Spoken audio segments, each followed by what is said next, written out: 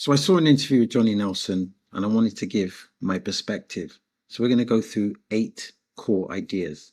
So the first idea is that Fury's Thailand fight, according to Johnny Nelson, was designed to restore rounds, rhythm, and movement. Therefore, it wasn't to produce a spectacular statement. Here's my perspective. I think the purpose was all of those things: rhythm, movement, and to make a statement. Now, I've got to give the appropriate context. I've only seen part of this fight. I've only been able to discover highlights.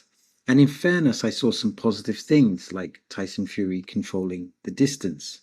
I saw a molding of Tyson Fury's boxing identity. I believe they're trying to go back to the Tyson Fury that fought Vladimir Klitschko, and I don't think that's a bad thing. I saw a good weight for Tyson Fury. And I know that the online media criticism has been excessive. It's been exceptionally negative, but there were some positive things to take, but there were also some negative things. Now, the second idea is that Tyson Fury won comfortably, but the explosive fighter who beat Wilder may no longer exist. I totally agree with that premise. I definitely agree with that. The Tyson Fury of, say, the second Deontay Wilder fight, he is no longer with us. So who is this Tyson Fury? This Tyson Fury is trying to replicate the first Deontay Wilder fight. However, he's not as good as that Deontay Wilder. That's the Tyson Fury that feints a lot, moves a lot, doesn't necessarily fight inside the pocket. But again, I don't think he has the same punch resistance as that Tyson Fury. But I might be wrong. But like I said, the movements, the multiple feints, this is a Tyson Fury that can be hard to beat. This is again the Tyson Fury that beat Vladimir Klitschko. Whether he can replicate those type of reflexes, that type of speed, is yet to be seen. It's important to realize that the Tyson Fury that fought Vladimir Klitschko was a great reflex fighter. Now, if you want to replicate that Tyson Fury, you've got to get the weight down, and they have done that. But even though Tyson Fury seemed fast, he's definitely not as fast as he was. Now, the third idea is that Tyson Fury's slower footwork suggests he must now rely more on timing, positioning, and experience. Obviously, he's going to be slower. I will concede this, though. I did see in one of the highlights him throwing a 3 and a 2, and it was lightning quick.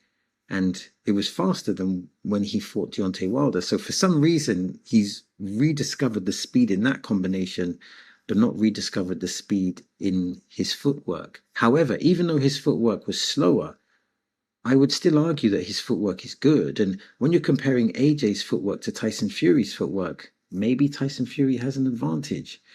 And he did control the distance effectively against Marius Vac. But this was Marius Vac. This wasn't an Anthony Joshua. You know, it's important for Tyson Fury, I think, that he capitalizes on his experience. So it's about controlling the pace of a fight, managing the pace output, managing the positioning of the fight. And it's about utilizing the high ring IQ. The question here maybe is, has Tyson Fury regained his timing? I'm not sure if he's regained his timing from when he was an elite boxer, but I think his timing has improved. And they're two different statements. Is he back to the Tyson Fury that fought Deontay Wilder, that fought Klitschko? No. But has his timing improved? I think yes. Is the power still there? It's hard to say because it did go 7 rounds. To me, the important question would be, is the punch resistance there?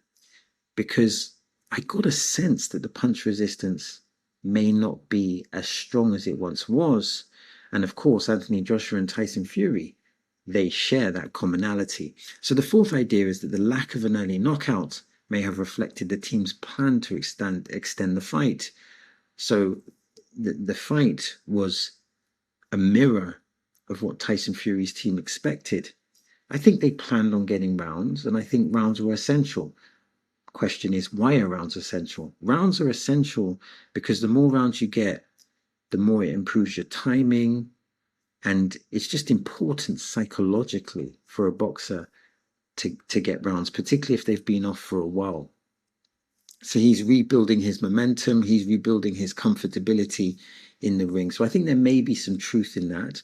I think they definitely wanted a stoppage, but they definitely wanted some rounds. And that's not to say if he could have knocked him out early, if he saw an opportunity to get him out of there, then he would have got him out of there. As Lennox Lewis used to say, you know, in boxing, you don't get paid for overtime. And then the fifth idea is that the right hand that briefly affected Tyson, that legitimately raises questions about his runnability. I suspect, and I don't know why I suspect it, but looking at Tyson Fury, you just question, is the punch durability there? But think of this, even if the punch durability isn't there, I'm going to assume based on his history that his fighting spirit is. He's a very brave man, an extraordinarily brave fighter. He's got like Evander Holyfield, Rocky Marciano levels of bravery. Look at the Deontay Wilder, the first fight, when he looked like he was out unconscious and then he popped back up. And look at the third fight when he had to get up. I think it was twice. And remember, Deontay Wilder is a concussive. He doesn't just punch hard. Deontay Wilder is a legitimate power puncher. I think Tyson Fury stated that Deontay Wilder is the strongest puncher that he has ever faced. So there may be questions about his punch durability, and that's valid. But remember, he still has his mental strength, and he still, we believe, has that extraordinary fighting spirit. And the sixth idea that came up in that interview from Johnny Nelson was that Joshua's first round knockdown showed how quickly he can be hurt by a powerful opponent. Question, was the knockdown concerning? When you categorize that Prenga, I think, was just supposed to be a warm-up fight, I think the answer to that is yes.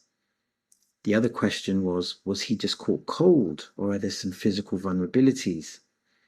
Also additional to that, and the commentators picked up on this, AJ looked like he had some issues with his leg in the first round. Now that could have just been the product of being hurt, but he did look like he had some issues in the first round. However, I couldn't see those same issues in the second round. That could have just been the momentum that Joshua got when he started to get the jab going. And then the seventh idea is that Joshua remains immensely talented, but his performance continued to be unpredictable. And I agree with this. I think it's impossible to assess AJ in a definitive way based on his last two fights. What's the pros of this fight? Strong jab. It took the second round to see it, but it's a strong jab, good 1-2, strong 1-2, and a warrior heart, definitely a warrior heart. And he still has that finishing ability. He hasn't lost that finishing ability. As soon as he sensed some vulnerabilities, he ended the fight. But are there cons? I think there is. I think there's a genuine physical vulnerability. Again, you can argue that he was caught cold, but there's a physical vulnerability. But just like Tyson Fury, he has that warrior heart.